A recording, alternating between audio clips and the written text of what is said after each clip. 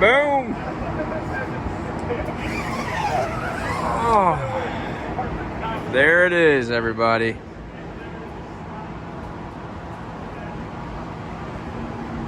Yes, the boot stripe is orange.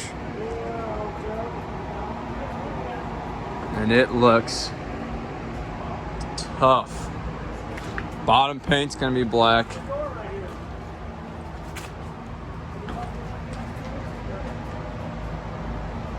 That looks phenomenal. It's like a brand new boat.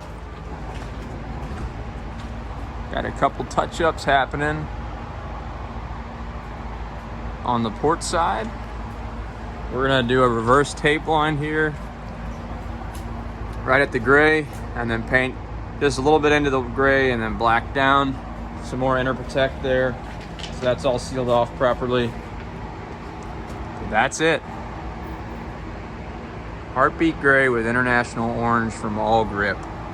And it turned out way better than I had ever expected. Check this.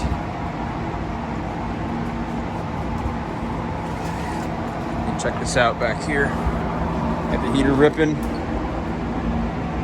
I mean, that is money.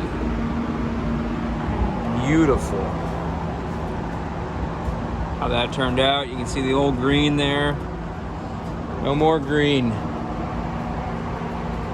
Gray with an orange accent, 3 inches wide. Not quite like Bad Company Fishing, but it's a little bit of our own take on a gray orange accent. Whew. I'm thrilled. All right, we just got a few things to finish up here. Through hole fittings in the side. The guys are gonna tape this. We'll paint the bottom paint.